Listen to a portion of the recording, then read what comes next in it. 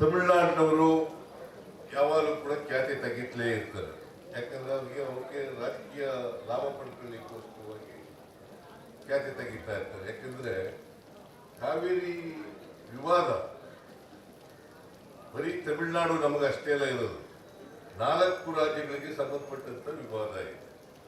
ತಮಿಳುನಾಡಿಗಿದೆ, ಕರ್ನಾಟಕಕ್ಕಿದೆ, ಕೇರಳಕ್ಕಿದೆ, ಮತ್ತೆ ಪಾಂಡಿಚೇರಿಗೆ 4 ರಾಜ್ಯಗಳಿಗೆ ಸಂಬಂಧಪಟ್ಟಂತೆ ಇದೆ. ಈ ವಿವಾದ ಸುಪ್ರೀಂ ಕೋರ್ಟ್ನಲ್ಲಿ ತೀರ್ಮಾನ ಆಗಿದೆ. ನಾವು ನಾರ್ಮಲ್ ಇಯರ್ನಲ್ಲಿ ಮಳೆ ಬಿದ್ದಂಥ ಸಂದರ್ಭದಲ್ಲಿ, KRS ತುಂಬಿದಂಥ ಸಂದರ್ಭದಲ್ಲಿ, ಎಲ್ಲ ಜಲಾಶಯಗಳು ಕಾವೇರಿ ಜಲಾನಯನ ಪ್ರದೇಶದಲ್ಲಿ ತುಂಬಿದಂಥ ಸಂದರ್ಭದಲ್ಲಿ ನಾವು 177.25 TMC ನೀರನ್ನು ಕೊಡಬೇಕು. 177.25 TMCಯನ್ನು ಕೊಡಬೇಕು. ಸಂಕಷ್ಟದ ವರ್ಷದಲ್ಲಿ ಅಷ್ಟು ನೀರನ್ನು ಕೊಡಲಿಕ್ಕೆ ಸಾಧ್ಯ ಆಗಲ್ಲ. ನಾವು ಈ ವರ್ಷ ಹೆಚ್ಚು ನೀರನ್ನು ಕೊಡ್ತೀವಿ. ಹೆಚ್ಚು ನೀರು ಎಲ್ಲಿ ಹೋಗ್ತದೆ? ಈಗ ಮೆಟ್ಟೂರು ಜಲಾಶಯ ಅದು ಸುಂಕದ ಮೇಲೆ ನೀರೆಲ್ಲ ಎಲ್ಲಿ ಹೋಗುತ್ತೆ? ಸಮುದ್ರಕ್ಕೆ ಹೋಗುತ್ತೆ.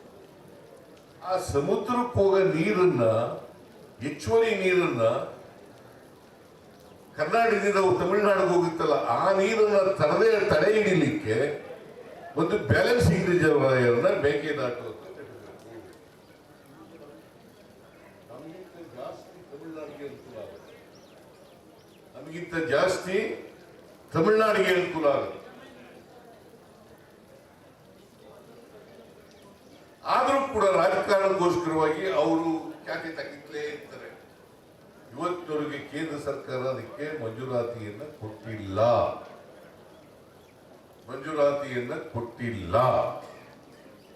ನಾವೇನಾದ್ರೂ ಅದಕ್ಕೆ ಮಂಜೂರಾತಿ ಕೊಡ್ರಿ, ಕೇಂದ್ರ ಸರ್ಕಾರ ಕೊಟ್ಟಿಲ್ಲ ಅಂತ ಹೇಳಿದ್ರೆ ನಮ್ಮ ವಿರೋಧ ಪಕ್ಷದವರು ಅದಕ್ಕೆ ವಿರುದ್ಧ ಮಾಡ್ತಕ್ಕಂಥದ್ದು.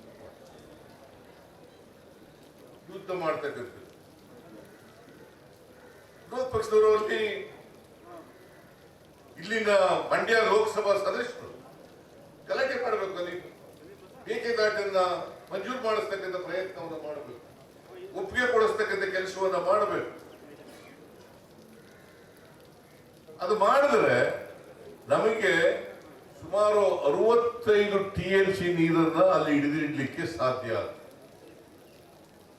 ವಿದ್ಯುತ್ ಅನ್ನ ತಯಾರು ಮಾಡ್ಕೊಳ್ಳಿಕ್ಕೆ ಸಾಧ್ಯ ಆಗ್ತದೆ. ಬೆಂಗಳೂರಿಗೆ ಕುಡಿಯ ನೀರನ್ನು ಕೊಡಲಿಕ್ಕೆ ಸಾಧ್ಯ. ಜೊತೆಗೆ ನಾವು ಅಲ್ಲಿ ನೀರು ಹಿಡಿದಿಡೋದ್ರಿಂದ, 65 TMC ನೀರನ್ನು ಹಿಡಿದಿಡೋದ್ರಿಂದ ಈ ರೀತಿ ಮಳೆ ಕಡಿಮೆಯಾಗಿ ಜಲಾಶಯಗಳು ತುಂಬದೇ ಹೋದಂತ ಸಂದರ್ಭಗಳಲ್ಲಿ ತಮಿಳುನಾಡಿಗೆ ನೀರು ಕೊಡ್ಲಿಕ್ಕೂ ಕೂಡ ಸಾಧ್ಯ ಆಗ್ತದೆ. ಅದಕ್ಕೋಸ್ಕರ ಈ ಬ್ಯಾಲೆನ್ಸಿಂಗ್ ರಿಸರ್ವಾಯರ್ ಅನ್ನ ಕಟ್ಟಬೇಕು.